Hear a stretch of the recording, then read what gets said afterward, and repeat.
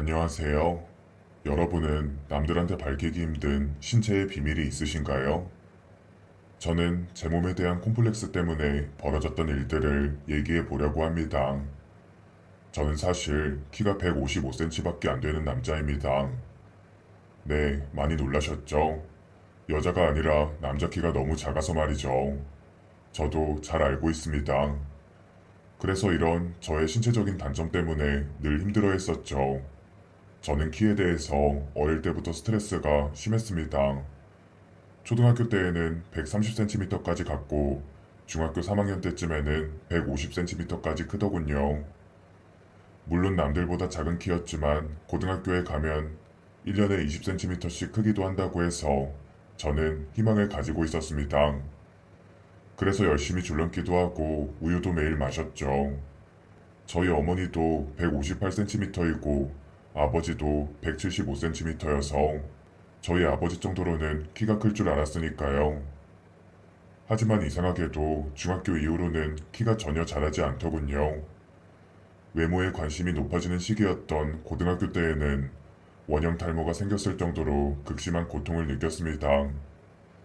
아이들은 난쟁이다, 땅꼬마다 숱하게 놀려댔습니다. 날라리 애들은 저를 아예 개무시했고 왕따를 시켰죠. 저는 그런 수모를 견딜 수가 없었습니다. 나는 왜 이렇게 작은 걸까 하고 비관하면서 정말 죽고 싶었죠. 하지만 언제까지 애들한테 무시당하면서 살 수는 없다고 생각했습니다. 그래서 악착같이 공부하기 시작했죠. 그러면 적어도 무시는 못할 테니까요. 그리고 저는 당당하게 명문대학에 입학했죠. 공부 잘하는 애들은 그래도 대놓고 사람을 무시하거나 하진 않았습니다. 물론 저를 미팅에 데리고 나가지 않았고 여자들과 있을 때에는 저를 모른 척하기도 했습니다. 그래도 그 정도는 참을 수 있었습니다. 저를 왕따시키거나 난쟁이라고 비하하진 않았으니까요. 하지만 명문대학을 졸업한 뒤에도 그런 스트레스에서 자유로울 수 없더군요. 왜냐면 취업하려면 면접을 봐야 하는데 그 자리에서 저는 늘 고배를 마셔야 했으니까요. 아니 어쩌면 자신감이 부족해서 떨어졌을지도 모르겠습니다. 그러는 동안 연애는 애초에 꿈도 못 꾸고 살았죠. 여자들이 자기보다 작은 남자를 정말 극도로 싫어했습니다. 시간이 지나면 제 모습을 인정하고 살아갈 수 있을 거라고 생각했는데 그게 쉽지 않더군요. 가족들이나 주변 사람들은 저를 늘 응원해 주었지만 늘 세상의 편견과 차가운 시선들 때문에 좌절을 반복해야 했습니다. 그래서 여자도 못 만나고 취업도 안 한 채 20대를 보내고 말았죠. 그때가 제 인생의 최대 암흑기였달까요? 그러다 우연히 아는 분의 부탁으로 키즈 카페에서 일을 하게 됐습니다. 며칠만 아르바이트를 했던 건데 저는 키가 작았기 때문인지 아이들한테는 인기 짱이었죠. 신기하게도 저만 졸졸 쫓아다니면서 놀아달라고 하는 애들이 많았습니다. 저는 그 아르바이트를 하는 내내 생각했습니다. 아, 이 길이 내 길이구나 하고 말이죠. 그래서 저는 부모님의 도움과 대출을 받아서 키즈 카페를 창업하였습니다. 부모님은 제가 방에만 틀어박혀서 게임만 하고 있다가 키즈 카페를 하겠다고 하니 처음에는 반신반의하셨죠. 이후에는 생각이 바뀌셨는지 그래도 뭐라도 도전해보라고 세상과 부딪혀보라고 저를 적극적으로 응원해 주었습니다. 제가 창업하려고 한 건 시설만 버드르르한 키즈 카페가 아닌 정말 놀이형 카페였죠. 그건 제가 고안해낸 건데 정해진 시간마다 키즈 카페에 있는 아이들을 모아서 여러 가지 체험놀이를 진행하는 것입니다. 물론 그만큼 고생을 많이 해야 하는 일이긴 했습니다. 체력적으로는 힘들었지만 아이들이 깔깔대며 웃는 모습은 제게 성취감을 주었죠. 아무리 놀아도 지치지 않는 아이들을 상대하느라 저는 늘 기진맥진해 있었지만 아이들이 다가와서 또 놀아달라고 하면 언제 그러냐는 듯 일어서서 놀아주곤 했습니다. 몸은 힘들지만 마음만은 행복했죠. 저는 이 일이 제 적성에 맞다고 생각했습니다. 저를 좋아해주는 아이들을 보면 없던 힘도 났고 덕분에 장사도 잘 됐으니 일석이조였죠. 창업한 지 2년 만에 대출받은 것을 다 갚았을 정도였습니다. 그렇게 일만 하다 보니 어느새 저는 30대 초반이 되어 있더군요. 그래도 이제는 나름 안정적인 수입원이 생겨서 그런지 미래가 마냥 불안하지만은 않더군요. 결혼 안 하고 혼자 사는 1인 가구가 많아지다 보니 더 그랬죠. 막말로 돈만 있으면 여자는 없어도 되겠다 싶었습니다. 키가 작다는 단점을 장점으로 바꾸고 나서 사업이 잘 되다 보니 없던 자신감도 생기기 시작한 것이죠. 그러던 어느 날 키즈 카페에 아이와 단둘이 놀러온 엄마가 있었습니다. 저는 그 여자분을 올려다봤죠. 유난히 키가 커서 눈도 마주치지 못했습니다. 저는 실례되는 질문이라는 걸 잘 알지만 키가 몇이냐고 물었습니다. 그분은 그런 질문을 많이 받는 모양인지 선뜻 190cm라고 말씀하시더군요. 사실 여자 키가 190cm이면 그분도 스트레스가 심했을 것처럼 보였습니다. 남자들은 자기보다 키 큰 여자를 별로 좋아하지 않고 뭔가 품에 쏙 안기는 여리여리한 여자를 좋아하니까요. 물론 그래도 그런 편견으로 그 여자분을 보고 싶진 않았습니다. 그 여자분의 아이의 이름은 연우였고 저는 그분을 연우 어머니라고 부르기 시작했습니다. 저는 7살밖에 안 된 연우와 그날 아주 실컷 놀아주었죠. 등에 땀이 날 정도로 말입니다. 이 녀석 정말 겁쟁이더군요. 트램폴린 위에서 잘 뛰지도 못했습니다. 제가 손을 잡아주니 조금씩 용기를 냈고 거기서 방방 잘 놀더군요. 다행이었죠. 그날 연우는 콧잔 등에 땀이 맺힐 정도로 놀다가 집으로 돌아갔습니다. 그리고 역시나 다음 주가 되었을 때에도 연우와 연우 엄마는 또 키즈 카페를 찾아왔습니다. 이번엔 아예 한 달 정액권을 끊고 말입니다. 저는 다시 한번 마주친 연우 엄마와 살갑게 인사를 나누었습니다. 그때까지도 저는 아무런 감정이 없었죠. 오히려 키가 너무 큰 여성이라 저와 너무 반대되는 분위기 때문에 더 멀리했던 것 같습니다. 키즈 카페에 자주 오기 시작하면서 겁이 많았던 연우는 못하는 게 없을 정도로 씩씩해지고 있었습니다. 그 모습을 보는 것만으로도 저는 너무 흐뭇했죠. 그런데 올 때마다 연우만 보내도 되는데 엄마도 꼭 따라오더군요. 과잉 보호를 한다는 느낌도 들었습니다. 왜냐면 제가 아이랑 놀아주고 있는데도 아이가 걱정이 되는지 계속 우리 쪽을 응시하고 있었기 때문입니다. 제 입장에서는 조금 부담스럽더군요. 저는 연우의 부족한 부분을 채워주기 위해서 노력했는데 그러다 연우가 다치기라도 하면 그 책임은 고스란히 제가 져야 했으니까요. 그런데 연우와 잠깐 떨어져서 놀고 있을 때에도 연우 어머니는 저를 보고 있는 것 같았습니다. 제가 뭘 하는지 아주 유심히 지켜보는 것 같았죠. 제 착각일지도 모르겠지만 연우 어머니는 저를 단순하게 쳐다보는 것 같지 않더군요. 뭐랄까요? 눈빛이 뜨거웠달까요? 아이들과 놀아주는 데에도 신경이 쓰일 정도였습니다. 하지만 저는 연우 어머니에게 이성적인 감정이 전혀 없었기에 연우가 오면 볶음밥도 해주고 변함없이 대해주었죠. 그렇게 보름이 넘도록 연우 어머니는 키즈 카페로 연우를 데리고 왔습니다. 그러던 어느 날 손님과 가게 사장이라는 평범했던 관계가 흔들릴 만한 일이 벌어지고 말았습니다. 그때를 다시 떠올리려니 가슴이 쿵쾅쿵쾅 뛰기까지 하네요. 그날은 무슨 일인지 연우가 키즈 카페에 오지 않았습니다. 매일같이 오던 애가 안 오니까 괜히 신경이 쓰이더군요. 연우 녀석이 웃는 모습이 그렇게 예뻤는데 말입니다. 걱정은 됐지만 그렇다고 연락처를 찾아서 전화를 드릴 순 없었죠. 키즈 카페는 학원과 달리 아이가 오고 싶을 때 오는 곳이지 억지로 가야 하는 곳은 아니었으니까요. 일을 하다 보니 어느덧 마감 5분 전이었습니다.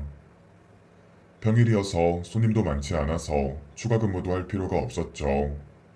그렇게 카운터에 앉아서 그날 손님 수와 매출 등을 점검하고 있는데 연우 어머니가 계단을 걸어서 올라오고 있는 게 보였습니다. 아유, 오늘은 왜 안 오시나 하고 걱정했어요. 근데 연우는 어딨어요? 무슨 일이 있으세요? 사장님, 드릴 말씀이 있어요. 혹시 시간 좀 내주실 수 있으세요? 잠깐이라도 좋아요. 연우 어머니는 평소 같지 않게 원피스를 입고 있었습니다. 그래서 안 그래도 큰 키가 더 커 보이더군요. 그런데 표정은 더 안 좋아 보였습니다. 연우를 데리고 오지 않은 이유가 있는 것 같았죠. 그래서 1층 커피숍에서 잠깐만 기다려달라고 금방 내려가겠다고 말했습니다. 제 말에 연우 어머니는 성큼성큼 다시 계단을 내려갔습니다.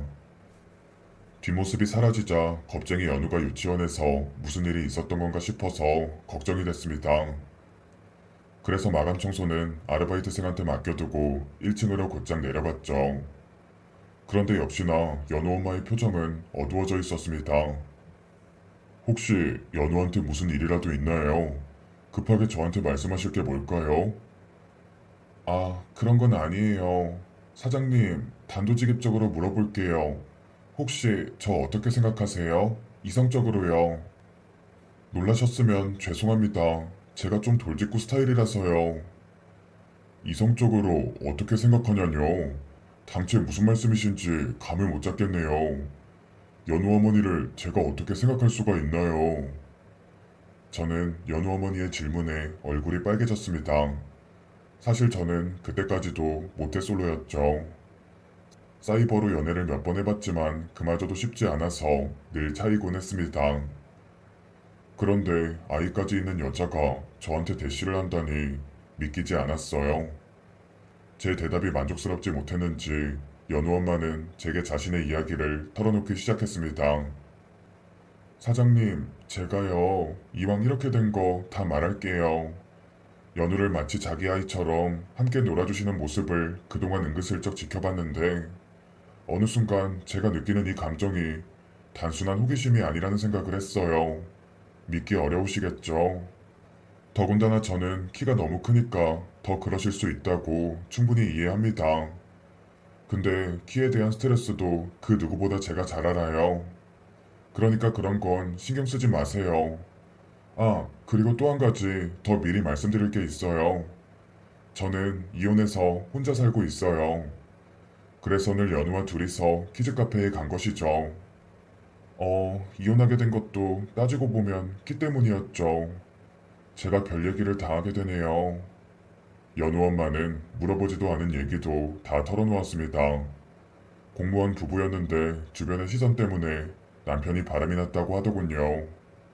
키가 190인 여자랑 어떻게 사냐는 소리를 들어서 더 이상 못 살겠다고 했다고 말입니다. 거인병 아니냐, 무슨 불치병 아니냐는 소리까지 들었다고 하더군요. 아니, 키가 작은 것보다야 훨씬 좋을 것 같은데, 키가 크다고도 그런 차별과 오해를 받다니, 그런 얘기를 들으니 남일 같지가 않더군요. 왜요? 제가 이혼했다고 해서 부담스러우세요? 아님, 제 키가 마음에 안 드세요? 사장님은 그런 편견이 전혀 없으실 것 같은데. 저는 연우 어머니와 얘기를 나누는 동안에도 이 상황이 믿기지 않았습니다. 저에게도 이런 날이 올 줄은 몰랐죠.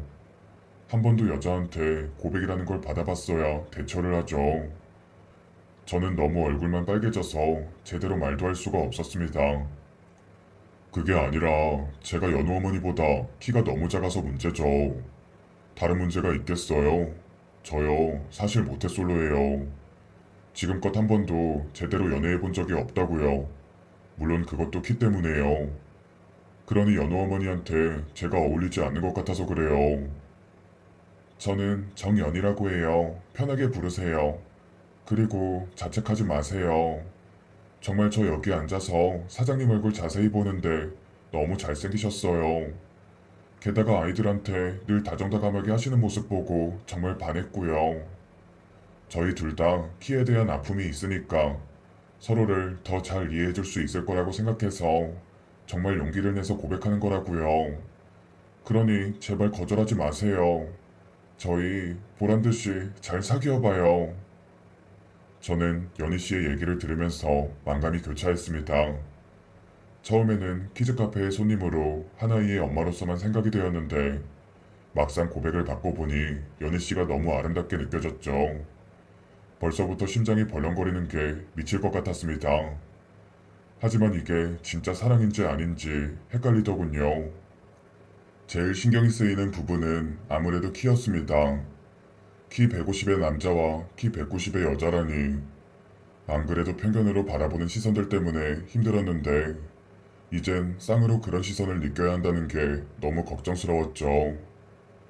당장 결혼하자는 것도 아니고 그냥 우리 편하게 친구처럼 지내요. 네? 어때요? 민우 씨? 저는 제게 적극적으로 대시해오는 연희 씨에게 대답 대신 고개만 끄덕거렸습니다. 맞는 말이었죠. 뭐 당장 결혼할 것도 아닌데 뭐 어때요? 그렇게 저는 설레는 첫 연애를 하게 되었답니다. 그렇게 둘만의 데이트를 하던 어느 날이었습니다. 다른 연인들이 그러하듯이 영화를 보러 갔죠. 나란히 옆에서 걸어서 들어가는데 정말 어색하고 민망하더군요. 같이 서 있으면 제가 그녀의 가슴까지밖에 안 갔죠. 겨우 티켓을 매표하고 앉아있는데 지나가는 사람들이 한마디씩 하더군요. 거인과 난쟁이라면서요. 어떤 분들은 대놓고 손가락질도 했습니다. 서커스 다니냐고 희죽거리는 사람들도 있었죠. 저는 그 소리를 들으니 기가 죽었습니다. 저희를 연인이라고 생각하는 사람은 없는 것 같았습니다. 그런데 그런 저의 눈치를 살피던 그녀가 저한테 적극적으로 팔짱을 끼더군요. 그 순간 저는 그 손을 뿌리치고 말았습니다. 어색한 것도 어색한 건데 굳이 밖에서 티를 낼 필요는 없다는 생각이 들더군요. 그녀는 잠깐 놀라는 것 같았지만 금세 제 의견을 존중해 주었죠. 사실 그녀는 저보다 더 와일드한 부분이 있었습니다. 좋게 말해서 화끈한 부분이었는데 그러다 보니 성급한 부분도 있었습니다. 저는 그냥 영화만 보고 싶었는데 제게 착 달라붙어서 팔짱까지 껴서 저를 곤란하게 했으니까요. 문자로도 서슴없이 자기야 사랑해 쪽 하고 보내더군요. 저는 연애 경험이 없었기에 그런 그녀와 속도를 맞추느라 진땀을 빼고 있었습니다. 저로서는 모든 게 처음이었으니까요.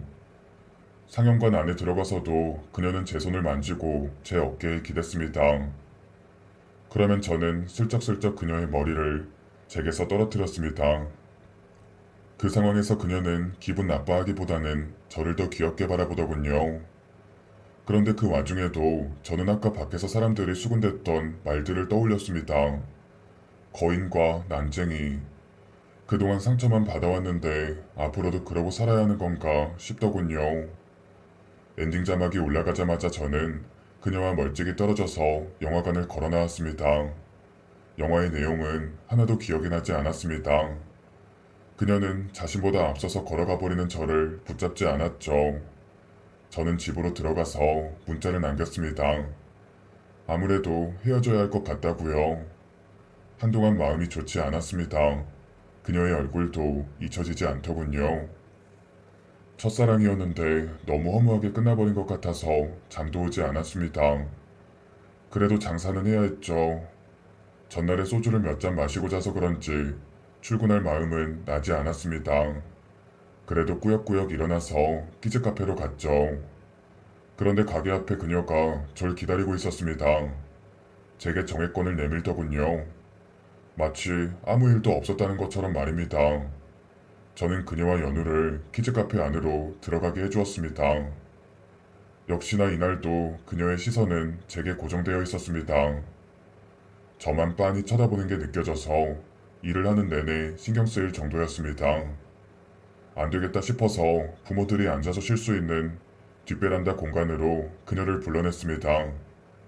평소보다 이른 시간이라 아무도 없는 줄 알았는데 몇몇 부모들이 있더군요. 그래도 일단 말을 했습니다. 우리는 이제 그만하자고 말이죠. 신경 쓰여서 일도 못하겠으니 정액권도 환불해주겠다고 말했습니다. 그러니 미안하지만 제발 나가달라고 말이죠. 그런데 제 앞에서 늘 씩씩하기만 했던 그녀가 갑자기 눈물을 뚝뚝 흘리더군요. 그 모습을 보니 식은땀이 많이 났습니다. 제가 어디가 그렇게 좋으세요? 연희 씨 정도면 저보다 더 좋은 사람 만날 수 있는데 말이죠. 아니에요. 세상 그 어떤 남자보다 잘생겼고 자상하고 매력 있어요. 그걸 저는 잘 아는데 당신은 잘 모르는 것 같아요. 그러니 말해주고 싶어요. 당신이 얼마나 사랑받을 자격이 충분한 사람인지요. 저는 그녀의 모든 말이 감동적으로 와닿았습니다. 저를 이렇게까지 사랑해 주었던 사람은 없었으니까요. 그래도 안 돼요. 우리는 너무 다르다고요. 사람들이 우리가 사귄다고 하면 비웃을 거예요. 그때 극장에서도 똑똑히 들었잖아요. 저랑 다니면 앞으로 그런 말을 더 많이 듣게 될 거예요. 그게 뭐 어때서 그래요? 사람들 시선 신경 쓰면서 살고 싶지 않아요. 당신이 좋아서 그런 건데 누가 뭐라고 그러겠어요? 그러니 자신감을 가지세요. 그녀는 울먹이면서 저를 설득하고 있었습니다. 사람들 신경 쓰지 말자고 하는 그 말, 저는 수십 번, 수천 번 제 머릿속에서 해봤던 말이었습니다. 말이야 쉽죠. 하지만 이젠 압니다. 사람들 시선을 신경 쓰지 않고 사는 건 불가능하다는 걸요. 그렇게 둘이 서 있는데 그 휴게실로 남자분들이 들어왔습니다. 그들은 우리를 보더니 위아래로 훑어보면서 큰 목소리로 말했습니다. 저 남자는 밤일할 때 엄청 힘들겠다 야. 위아래로 엄청 신경 써야 할 거 아니야. 그들은 어쩌다 한 번씩 키즈 카페에 오는 아빠들이었는데 키득키득 대놓고 웃으시더군요. 억지로 아내의 등살에 떠밀려서 키즈 카페에 온 사람들인데 정작 아이들과 함께 놀아주지도 않고 지들끼리 수다나 떠는 그런 빵점짜리 아빠들이었죠. 그런 사람들에게서 저를 무시하는 말을 들으니 다시 고등학교 때처럼 머리가 띵하더군요. 왕따를 당하고 놀림을 당했던 그때처럼 주변 사람들이 저를 손가락질하는 것처럼 느껴졌습니다. 둘이 같이 서 있는 것 자체만으로도 우리는 이런 대접을 받고 있는 것이었죠. 그런데 그때였습니다. 그녀는 주먹을 불끈 쥐면서 그들 쪽으로 다가가더군요. 저기요, 아까 뭐라고 했어요? 지금 우리한테 한 말 맞죠? 우리 남편 걱정할 거 없어요. 지금도 밤마다 너무 잘하니까. 그러니 그 시간에 댁들이나 걱정하시지. 가만히 있던 저와 달리 그녀는 갑자기 그 남자들 쪽으로 걸어가서 아주 당당하게 그들의 빈정거림에 맞짱을 뜨고 있었습니다. 그리곤 그녀는 당당하게 제 팔에 팔짱까지 끼더군요. 그 남자들은 저희를 비웃으면서 다른 자리로 옮겨갔죠. 그것만으로도 엄청 통쾌하더군요. 저는 평소에도 늘 주눅 들어서 지내는 편인데 그녀는 반대로 그 상황을 늘 돌파하려고 노력하는 것 같아서 정말 멋져 보였습니다.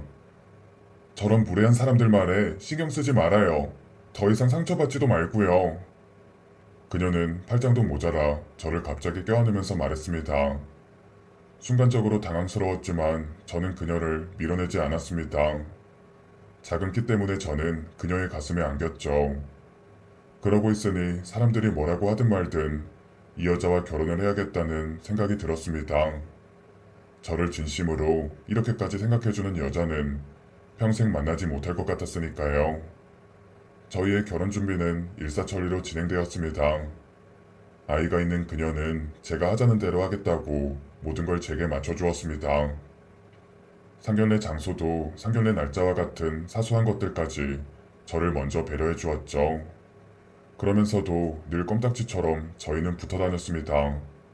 어떨 땐 내가 그녀의 팔짱을 껴서 고목나무의 매미처럼 보였고, 어떨 땐 그녀가 불편함을 감수하고 내 팔짱을 끼기도 했죠. 우리는 그렇게 서로의 신체적인 차이를 뛰어넘기 위해 노력했습니다.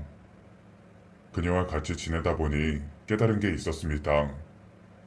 키 차이는 40cm나 났지만 둘의 마음과 둘의 취향과 둘의 성격들은 비슷한 점이 많다는 걸 말이죠. 그리고 다른 사람들의 우려와 달리 반밀은 하나도 힘들지 않았다는 걸요. 그러나 막상 결혼식을 하려니 저는 고민이 됐습니다. 오로지 키 때문이었습니다. 인생에 단 한 번뿐인 이벤트를 멋지게 남기고 싶었죠. 안 되겠다 싶어서 저는 큰 결심을 하게 되었습니다. 사실 마음 같아서는 키 크는 수술도 하고 싶었습니다. 철심을 박는 기술은 점점 발달하고 있었으니까요. 그래도 좀 더 간편한 방법을 찾았죠. 그건 바로 20cm 굽높이의 하이힐이었습니다. 그걸 신으면 아내와 20cm는 줄어들게 되고 그 정도라면 사람들에게 더 당당하게 보일 것 같았습니다. 하지만 하이힐을 신어보고 저는 좌절했습니다. 도저히 걸어다닐 수가 없더군요. 여자분들은 뾰족한 구두를 신고 어떻게 걸어다니는지 존경스러울 정도였죠. 그러다 발견한 게 특수 제작 신발이었습니다. 이미 키 작은 유명 남자 연예인들도 많이 애용하고 있다고 하더군요. 제 발에 맞춰서 특수 제작해주니 하이힐보다 훨씬 편하다고요. 그렇게 맞춤 제작 신발을 신고 걸어가는데 세상이 달라 보이더군요. 아니, 이렇게 편하게 키 커 보일 수 있는 방법을 이제야 생각했다니 이 신발은 정말 신세계였습니다. 진작 이 신발을 신고 다닐 걸 하고 후회가 들 정도였죠. 사실 키가 작다 보니 제게는 크고 작은 유혹을 해오는 사람들이 많았습니다. 이상한 시술이나 수술을 제안하는 사기꾼들이 도처에 널려있죠. 키를 크게 해준다고 하면서 돈을 요구하는 사람들의 가머니설에 여러 번 당했습니다. 그깟 돈이 대수겠어요. 키만 클 수 있다면 제 영혼이라도 팔고 싶은 심정이니까요. 하지만 그런 사람들을 몇 번 상대해보니 알겠더군요. 저는 그저 돈벌이 수단일 뿐이라는 걸 말이죠. 그래서 이런 보조적인 수단조차도 늘 차단하면서 살아왔던 것 같아요. 그렇게 저는 만족스럽게 신발도 맞추고 예복도 맞추었습니다. 키가 20cm나 커져서 다리가 엄청 길어졌죠. 거울로 그 모습을 보고 있는데도 정말 믿기지 않았습니다. 대망의 결혼식 당일이 밝았습니다. 저는 높은 신발을 신고 식장의 모습을 드러냈죠. 제일 먼저 아내가 저를 보더니 입을 벌리면서 활짝 웃더군요. 너무 멋있다고 엄지까지 찍혀주었습니다. 이후 들어오는 하객들도 하나같이 저를 보더니 놀랐습니다. 다른 사람인 줄 알았다면서 몇 번씩이나 제 얼굴을 확인하는 사람도 있었습니다. 남자들은 은근히 저를 견제하는 것 같았고 여자들은 저를 힐끔힐끔 관심있게 쳐다보기까지 했죠. 이런 관심의 눈빛은 정말 처음이었습니다. 제가 키가 작아서 그렇지 외모는 어디 가서도 빠지는 편은 아니었죠. 그동안 제 작은 키에 가려져 있던 외모가 이제야 빛을 발했달까요? 저희는 그런 관심을 받으면서 20cm의 키 차이가 무색할 정도로 아주 진한 키스까지 나눴죠. 하객들 사이에서 환호성과 박수가 터져나오더군요. 이후 저는 그 신발 없이는 밖에 잘 나가지 않는 사람이 되고 말았습니다. 아내는 그런 저를 연예인도 아닌데 왜 그렇게 관리를 하냐고 잔소리를 합니다. 키까지 커지면 너무 잘생기게 보여서 신랑 단속을 해야겠다고 말이죠. 물론 웃자고 하는 농담들이죠. 높은 신발을 신고 다니다 보니 불편한 점도 있었습니다. 그래도 그동안 제가 키 때문에 위축되어 있었던 걸 생각하면 이 정도의 불편은 아무것도 아니었죠. 여자분들도 자신의 미모를 위해서 화장도 하고 하이힐도 신잖아요. 저도 그런 거랑 별로 다르지 않다고 편하게 생각하고 있습니다. 키 150의 남자 이야기 어떠셨어요? 조금만 생각을 바꾸면 충분히 극복하고 살 수 있는 방법이 많다는 걸 많은 분들에게 알려드리고 싶어서 쓰게 되는데 많은 분들에게 도움이 되었으면 좋겠네요. 저의 긴 사연을 들어주셔서 감사합니다.